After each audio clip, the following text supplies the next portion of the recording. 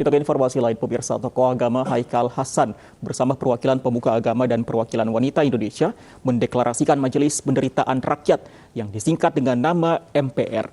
Majelis ini diharapkan menjadi wadah bagi rakyat yang dinilai menderita saat ini karena kebijakan pemerintah yang tidak berpihak.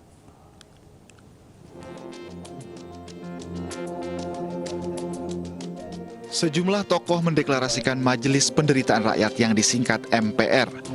Deklarasi yang dilaksanakan di kawasan Keramat Jati, Jakarta Timur ini muncul karena menganggap banyak aturan pemerintah yang kerap berubah-ubah dan tidak berpihak kepada rakyat. Mereka menilai sejumlah kebijakan mulai dari perpanjangan PPKM, masuknya TKA di tengah pandemi, hingga kegiatan masyarakat berbasis digital melalui aplikasi Peduli Lindungi yang menunjukkan bukti vaksin dinilai memberatkan sejumlah elemen masyarakat. Kita akan salurkan dengan saluran yang tepat. Tetapi kalau nggak disalurkan, justru takut berbahaya, seperti api dalam sekam. Maka izinkan kami menyampaikan bahwa saluran itu di antara sekian banyak saluran, salah satunya adalah Majelis Penderitaan Rakyat. Kok namanya negatif? Ada yang berkata demikian. Nggak usah ditutup-tutupin. Kita udah capek mendengar masyarakat kurang pangan, padahal kelaparan. Kita udah capek mendengar penyalahgunaan administrasi, padahal maling, koruptor.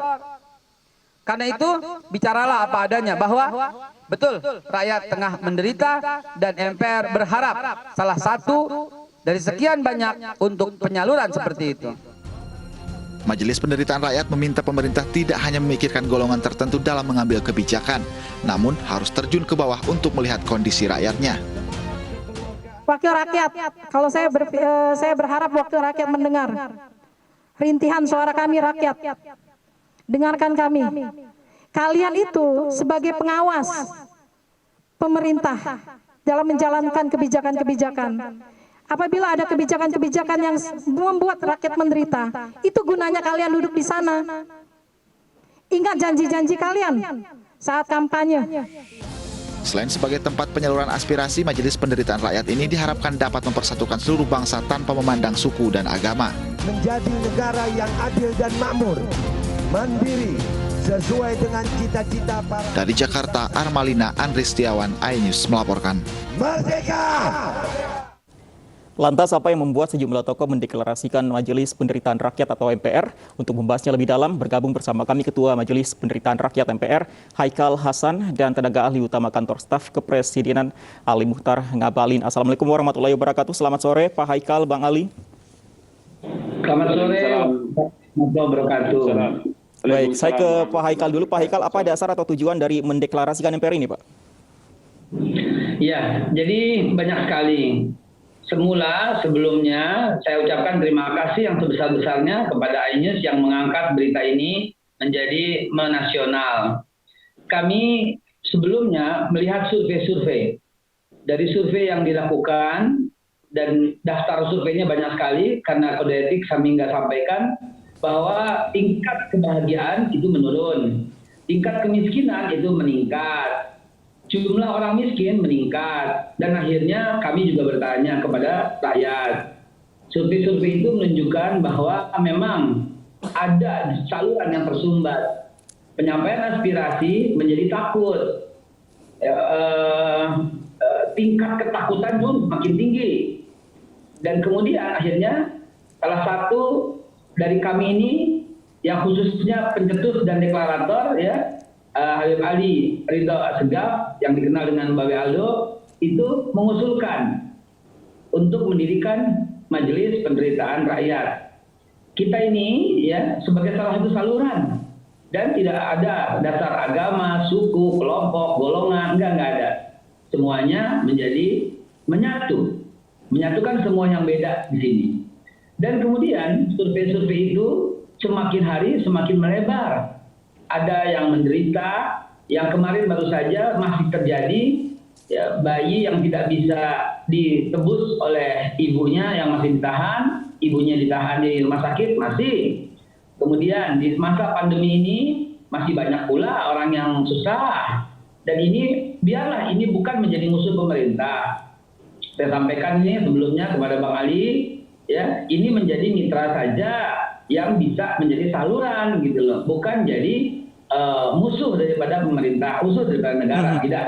Ini pastinya 100% kami jamin sesuai dengan deklarasi yang kami sudah bacakan, betul-betul ini berpihak kepada rakyat, begitu ya. Oke. Dan kita akan menyampaikan terus, baik dari sisi korupsi yang tak selesai-selesai, baik dari sisi masa pandemi yang seperti ini, baik dari sisi perlakuan perbedaan antara yang sudah divaksin sama yang belum divaksin dan sebagainya, yang nanti akan kami rumuskan dan tentu akan kami sampaikan ke publik hasilnya. Demikian. Baik, sebelum saya ke Pak Bang Ali, Pak Haikal, kalau lebih rinci lagi, surveinya ini dilakukan sejak kapan? Kemudian indikator dari tingkat warga tidak bahagia tadi, kemudian tingkat kemiskinan yang rendah itu indikatornya dari mana saja, Pak? Baik, indikatornya surveinya dilakukan sejak bulan Mei, ya, sejak bulan Mei 2020, ya, dan itu dilakukan juga oleh sahabat-sahabat dari tempat-tempat survei yang kami ambil data hasil survei mereka. Indikatornya sederhana, Pak. Cuma kami bertanya, apakah hidup sekarang ini makin susah atau makin mudah? Ah, begitu aja, Pak. Sederhana. Baik. Makin susah. Baik, makin susah, begitu jawabannya. Baik, surveinya sederhana, bahagia atau tidak. Berarti kalau tidak bahagia bisa menyampaikan aspirasinya ya kepada pihak Anda. Langsung saja tanggapan Anda, Bang Ali.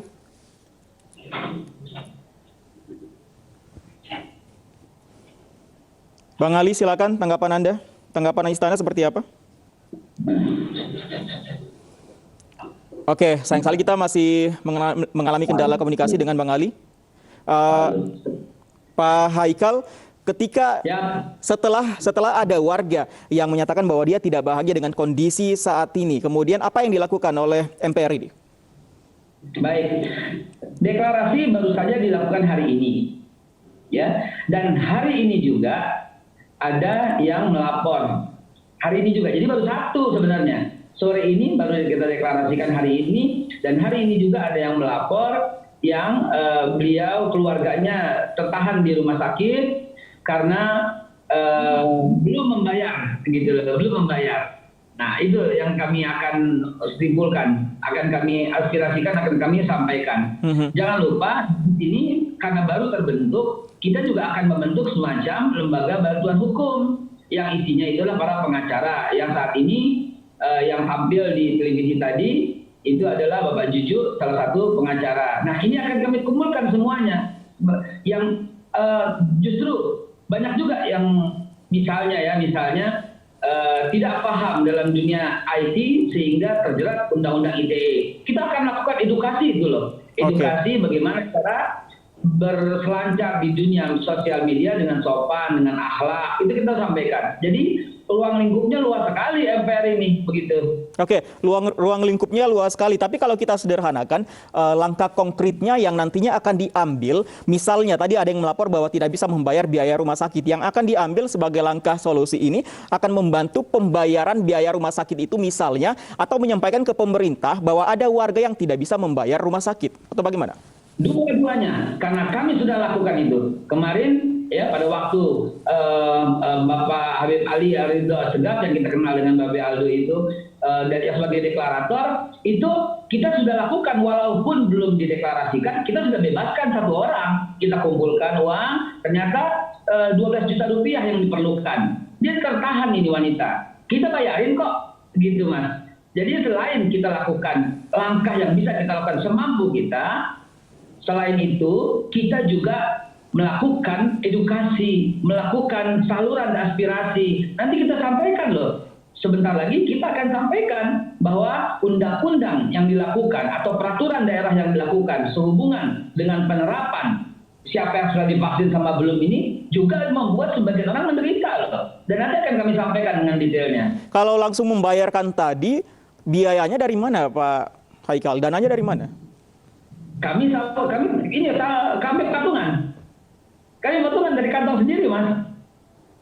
Kalau misalnya nanti semakin banyak warga yang menyampaikan aspirasi mereka, kekurangan mereka dari segi ekonomi misalnya, akankah membantu secara langsung dengan dana patungan tersebut terus akan dilakukan atau bagaimana?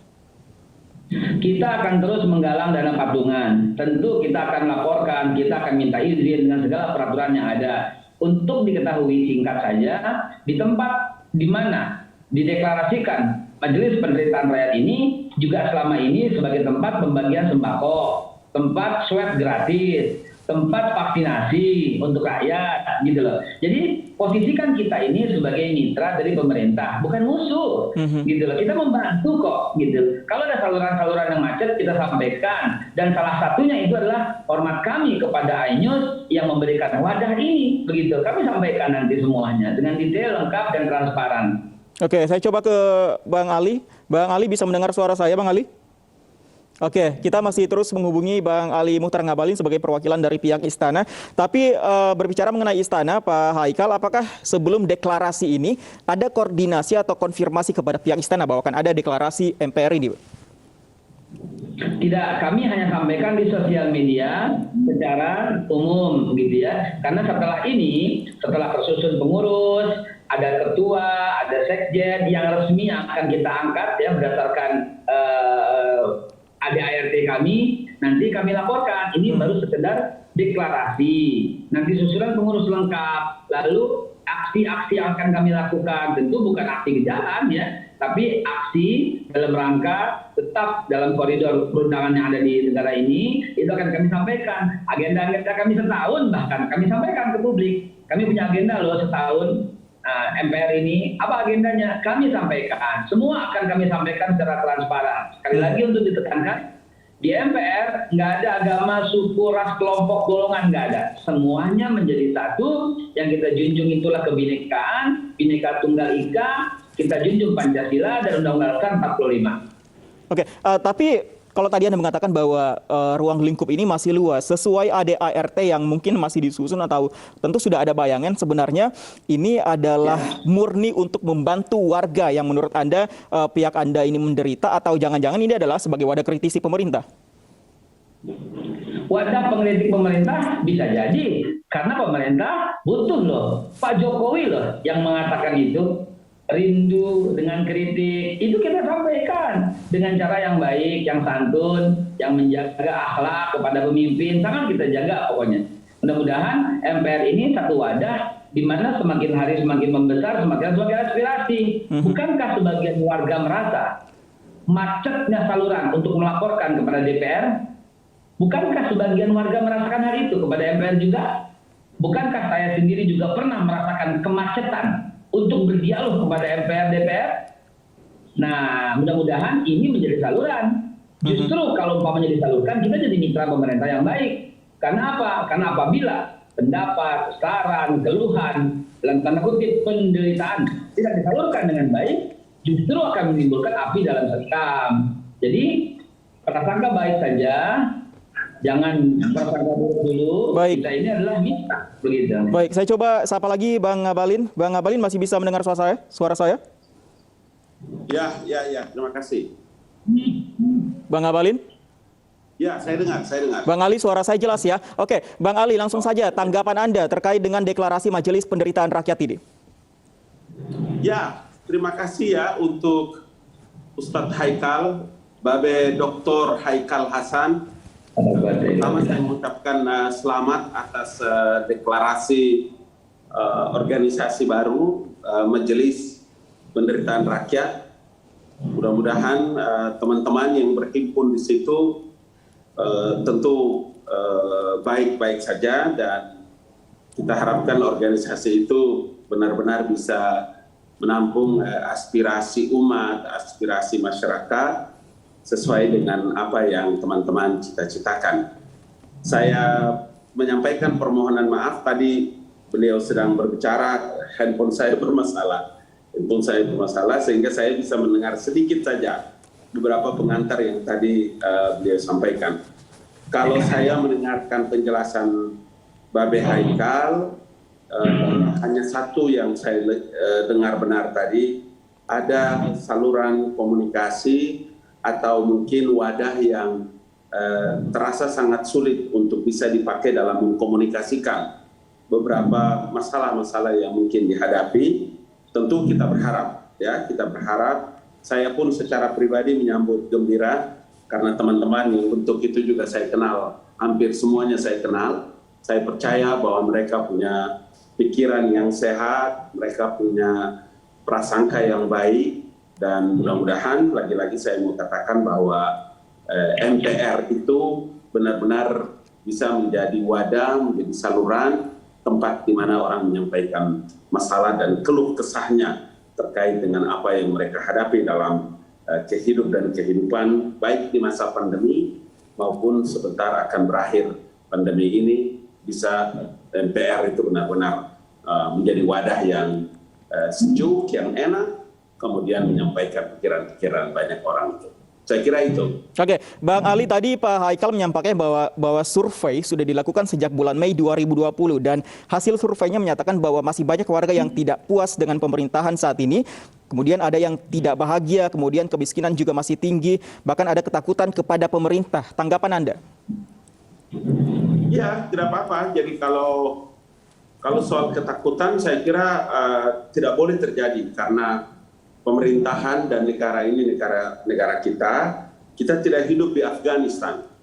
Kita tidak sedang menghadapi pemerintahan yang brutal. Kita sedang menghadapi pemerintahan yang insya Allah amanah. Kemudian pemerintahan yang kita pilih, pemerintahan yang de facto, de jure ada dan terus bekerja untuk melaksanakan amanah-amanah Undang-Undang Dasar 1945 telah memberikan yang terbaik pada kepentingan bangsa dan negara dan masyarakat. Karena itulah saya kira pembentukan MPR sendiri itu sesungguhnya adalah tempat yang saya kira seperti awal saya katakan, benar-benar mudah-mudahan bisa menjadi organisasi, menjadi wadah untuk menyalurkan banyak pikiran, aspirasi dari masyarakat. Oke, Bang Ali, nantinya misalnya ada masukan-masukan atau aspirasi dari masyarakat yang disampaikan kepada pihak MPR, kemudian nantinya pihak MPR akan menyampaikan kepada pihak pemerintah. Langkah yang akan diambil oleh pemerintah seperti apa, Bang? Belum tahu, kita belum tahu sekarang. Nanti apa yang teman-teman lakukan, apa yang kawan-kawan nanti akan lakukan terkait dengan gagasan-gagasan besar dan pikiran-pikiran yang hendak dan akan dilakukan. Kita tunggu. Sampai sekarang kita belum tahu. Mudah-mudahan dalam waktu yang tidak terlalu lama, secepatnya organisasi ini bisa menjalankan fungsi visinya dengan baik. Itu saja. Pak Haikal, nanti mekanisme menyampaikan bahwa ada warga yang tidak puas misalnya atau ada warga yang berada di bawah garis kemiskinan kepada pihak istana, mekanisme penyampaiannya seperti apa, Pak Haikal? Oh, bukan kepada pihak istana.